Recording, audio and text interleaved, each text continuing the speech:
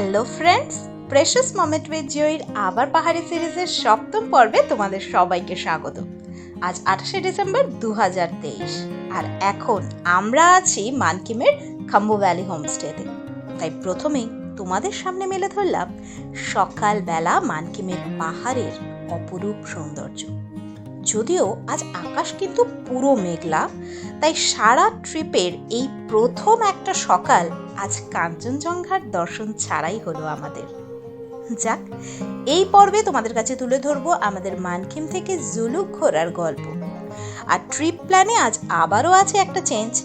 কি ব্যাপার, কি বৃত্তান্ত সবই বলবো, তবে দাঁড়াও, আগে সবাই রেডি হয়ে বেরিয়ে পড়ি, না হলে জুলুকের পথে দেরি হয়ে যাবে যে।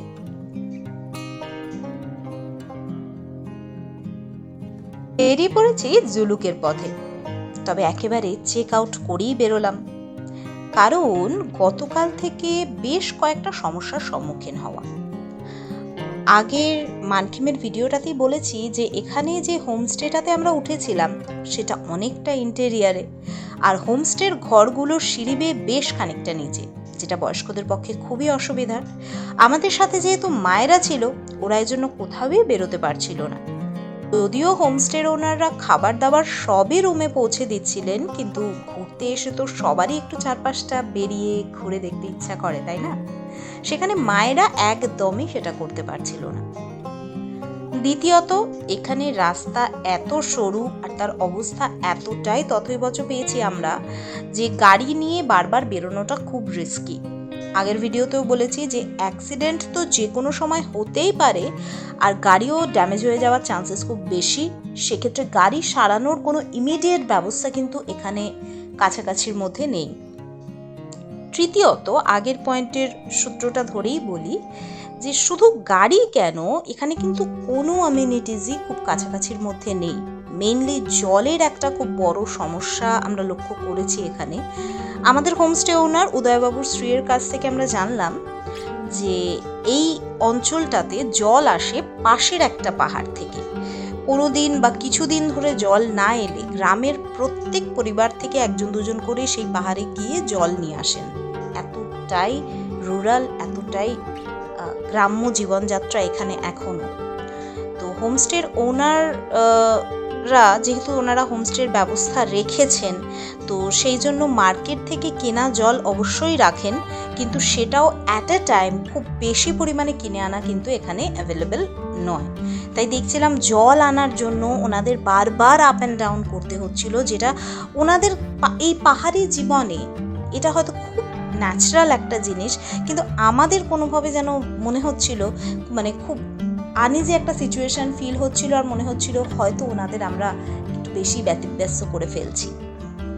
আর সেই সাথেই এটাও রিয়েলাইজ করছিলাম যে বাচ্চা বয়স্ক সবাইকে নিয়ে এসে তারপর যদি কোনো সময় কারো একটা কোনো অসুস্থতা হয়, তবে বেসিক মেডিকেল হেল্প পেতে গেলেও কিন্তু আমাদের যথেষ্ট সমস্যায় পড়তে হবে।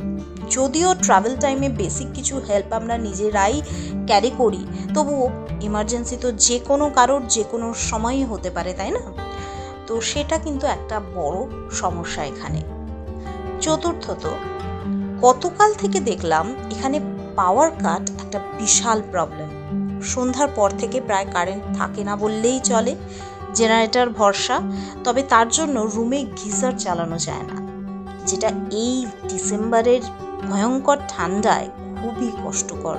আর এই জলের কষ্টের মধ্যে ইন্ডিভিজুয়ালি সবার প্রয়োজনের মতো জল গরম করে দেওয়াটাও কিন্তু সমস্যার। কিন্তু এই ঠান্ডায় বিশেষত বাচ্চা সাথে থাকলে গরম জল তো লাগেই। কাজেই চেক আউট করার এই সিদ্ধান্তটা নিতেই হলো, ইচ্ছা না থাকলেও। জায়গাটার সৌন্দর্যে মুগ্ধ হয়েও আমাদের কোনো উপায় নেই এখান থেকে বেরিয়ে যাওয়া ছাড়া। উদয়বাবু স্ত্রীর হাতে তৈরি দারুণ স্বাদের আলুর পরোটা আচার দিয়ে খেয়ে ভারী হৃদয়ে বেরিয়ে পড়লাম গন্তব্যের উদ্দেশ্যে। হয়তো কালে দিনে এখানেও ট্যুরিজম উন্নত হবে, কিন্তু তখন কি আর এই জায়গার এমন অমলিন প্রাকৃতিক সৌন্দর্য বজায় থাকবে?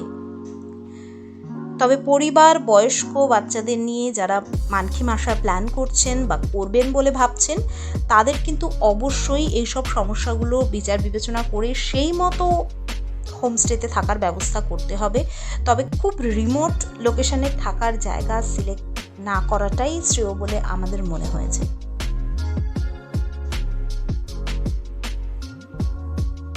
এবার আসি পরের প্ল্যান প্রসঙ্গে।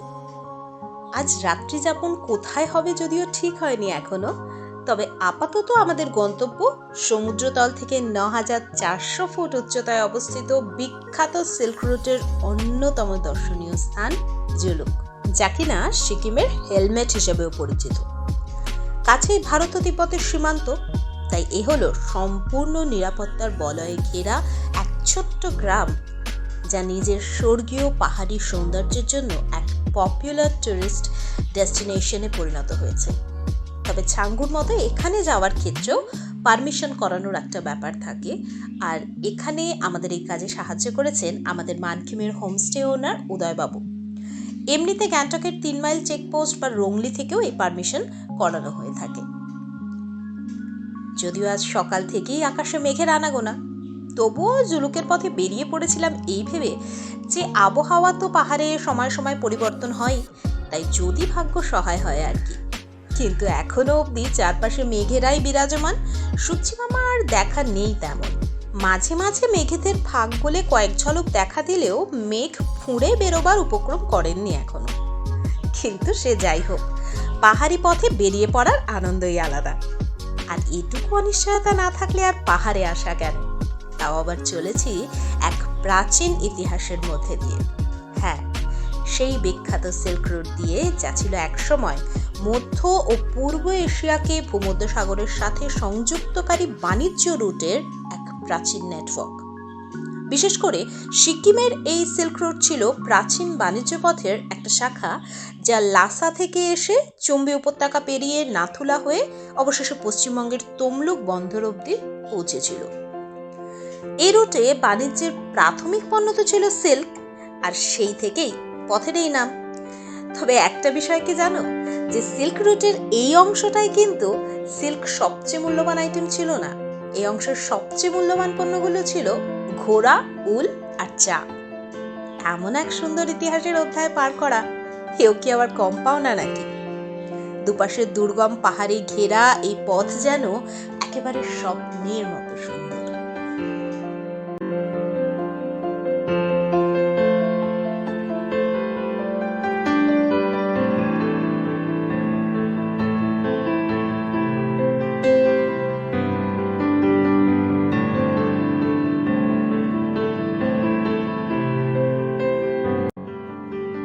এ পথে চলতে চলতে মনে হয় যেন একটা ঘোরের মধ্যে আছি, কিন্তু ঘোর ভাঙে কিছুক্ষণের মধ্যেই দুর্বিষহ রাস্তার অবস্থা দেখে।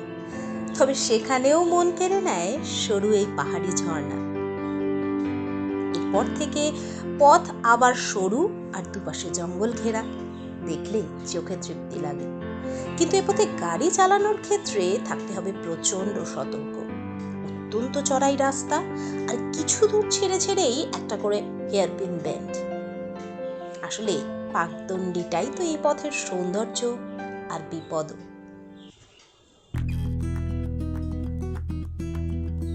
পথে যেতে যেতেই নজরে পড়ে দুর্গম পথের সাথে তাল মিলিয়ে চলতে ব্যর্থ খারাপ হওয়া এই লরি।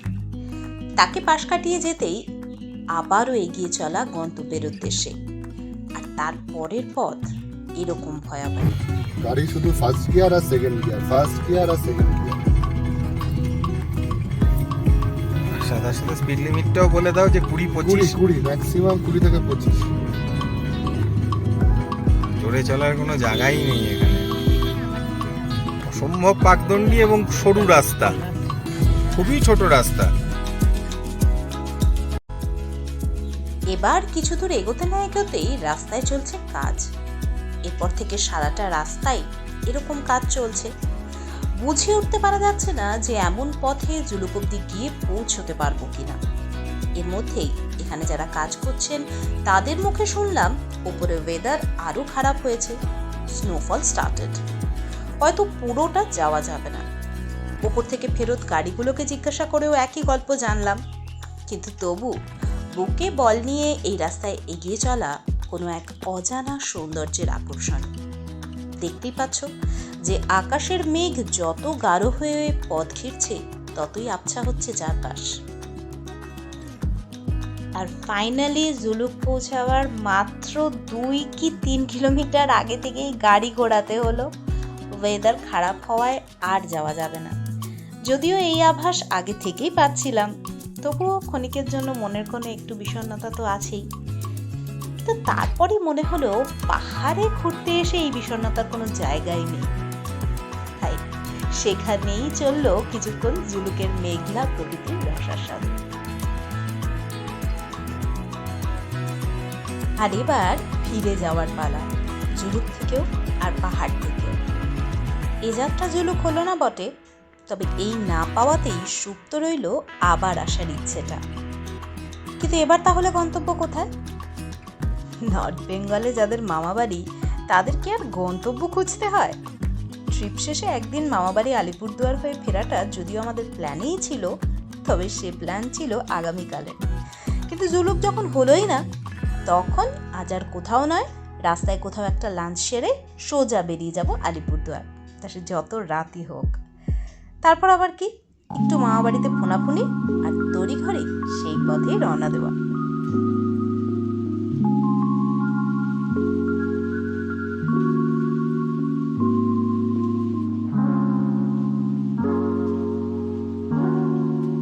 এখানে আমরা জুলুক অব্দি পুরো পৌঁছইনি, যাইনি। যা ওয়েদার পুরো হোয়াইট আউট হয়ে গেছে, সুতরাং আর জুলুকের ওপরে থাম্বি অনওয়ার্ডস ওই দিকটাতে স্নোফল হচ্ছে, এইরকম খবর পাওয়া যাচ্ছে। তো আর যেরকম হোয়াইট আউট হয়েছে তাতে জুলুক গিয়ে আমরা কিছুই দেখতে হয়তো পেতাম না, তো সেই জন্যই আমরা জুলুক না গিয়ে আলটিমেটলি ফিরে যাচ্ছি। তো এখানে রাস্তায় কাজ হচ্ছে, রাস্তা চওড়া করার একটা ব্যাপার চলছে, তো সেখানে আমাদের এখন দাঁড়িয়ে পড়তে হয়েছে, হয়তো 5-10 মিনিট আরো ওয়েট করতে হবে, তারপরে আমরা এখান থেকে বেরোতে পারবো। দেখা যাক। দেখো সামনে যেন মেঘেদের সাম্রাজ্য, আর তারই মধ্যে দিয়ে এগিয়ে চলেছে আমাদের গাড়ি।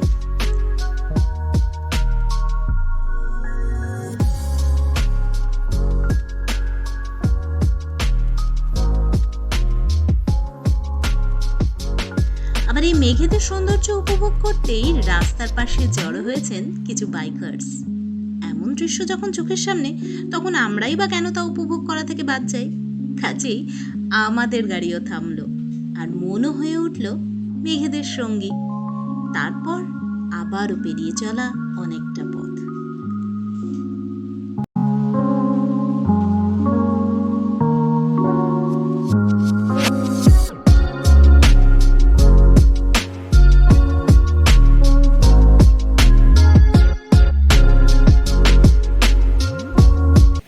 আমরা এখন ঋষিখোলার ওপরের ব্রিজে দাঁড়িয়ে আছি।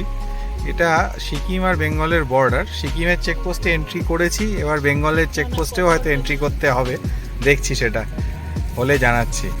যাই হোক, আমাদেরকে ব্রিজ পেরিয়ে এসে ওয়েস্ট বেঙ্গল চেকপোস্টেও এন্ট্রি করতে হলো। হ্যাঁ, কাজেই এটা মনে রাখবেন, যারা এদিক দিয়ে সিকিমে ঢুকবেন বা এদিক দিয়ে সিকিম থেকে বেরোবেন, মানে সিল্ক রুট করে, তাদের ক্ষেত্রে কিন্তু এই ঋষিতে চেকপোস্টে দুবার এন্ট্রি করতে হবে, একবার ওয়েস্ট বেঙ্গল সাইডে, একবার সিকিম সাইডে। যে রাস্তা বিগত যে 2016 সালে এসেছিলাম, এখন 2023, 6.5 বছর হতে চললো, কিন্তু রাস্তা এখনো ততই বছর। সুতরাং যারা এই রুট দিয়ে আসবেন নিজের দায়িত্বে আসবে। হ্যাঁ, তারা এটা ভেবে নেবেন যে এরকম একটা ভয়ানক পরিস্থিতিতে পড়তে পারেন। আমরা জুলুকের রাস্তা খারাপ বলছিলাম, এখানের রাস্তাও খুব একটা ভালো কিছু নয়, খুবই খারাপ অবস্থা রাস্তার।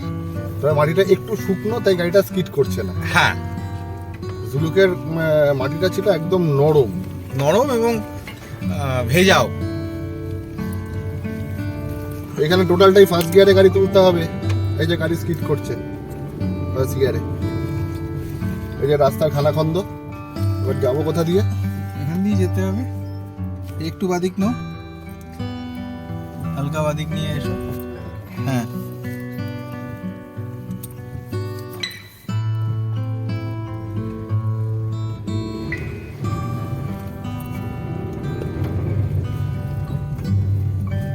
যাই হোক, এই রাস্তাতেও সমস্যা আছে, কাজে যারা আসবেন তারা সেটা চিন্তা করে নেবেন যে এইগুলো তারা ম্যানেজ করতে পারবেন কিনা, যদি সেটা বুঝে আসবেন।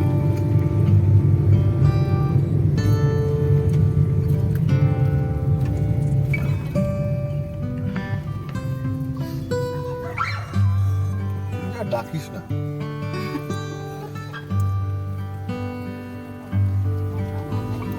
এবার এল লাগিয়ে এই রাস্তায়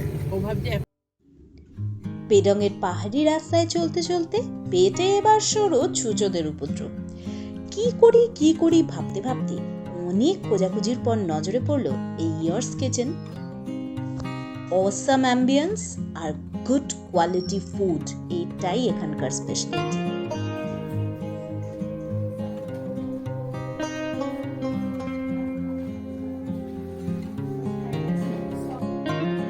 পছন্দের খাবারের সাথে সাথে পেয়ে গেলাম চিকেনের এই লোকাল ডিশও, যেটার স্বাদও দারুণ।